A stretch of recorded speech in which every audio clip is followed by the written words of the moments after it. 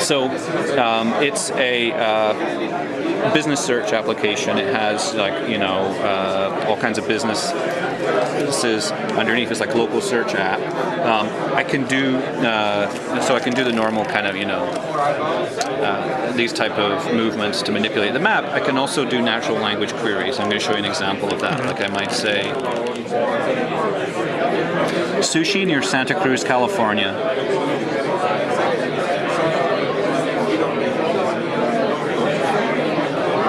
Okay, finally got an error. I'll roll with it. Okay, so I guess we shouldn't go to Santa Cruz, we should go to Pasadena. Sushi near Santa Cruz, California.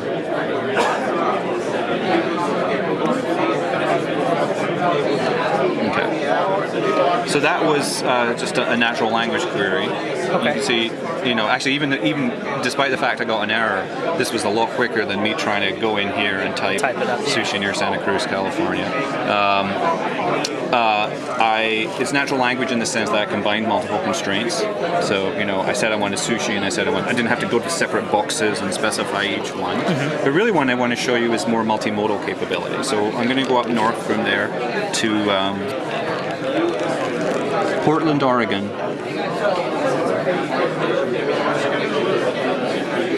Okay, so the great thing about multimodal is I might not even really know how do I refer to that with speech. I mean, if I'm from Portland, I can say, well, that's the Pearl District. Yep. Or something. I may not even know that. But I can easily do it with my finger, but it's easier to say the thing that I want. So I might do, this is a true multimodal command.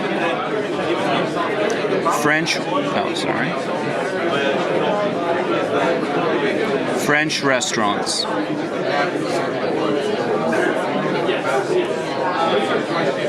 Okay, so it's there we have speech coming in.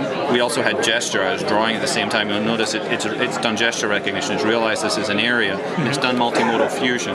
Now, so it's combined them together and worked out really what this person wants is French restaurants in this area. And specified that. So that's kind of. And actually, the Watson platform that people are talking about here, that's all happening in there. And some of these APIs they're initially coming out with are for speech, but we already have, in research, we have Watson receiving. Basically, this device is streaming audio, multiplexed with gesture information and contextual information, and then they're being combined together in the engine. I want to show you one other gesture. So maybe we've had dinner here in Portland. After that, I'm going up to Seattle. I know that I need to get gas. I might do something like.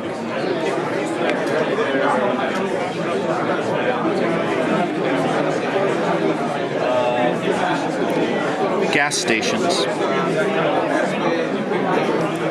Just like a route. Yeah.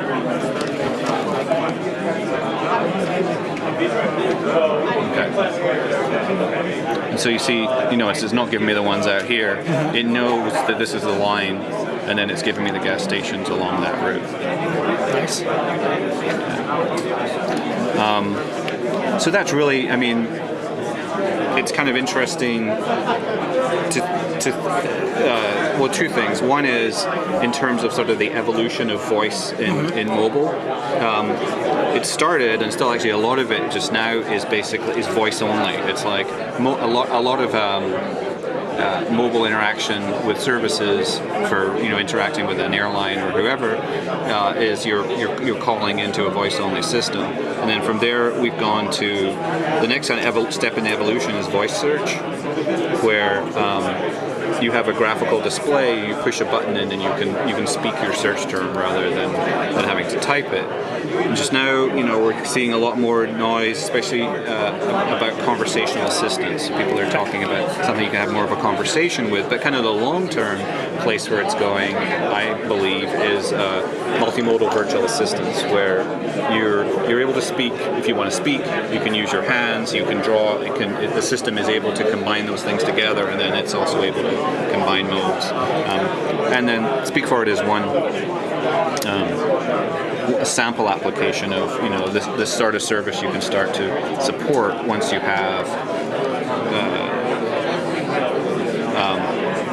cloud services that can support fusion of multiple modalities, gesture recognition.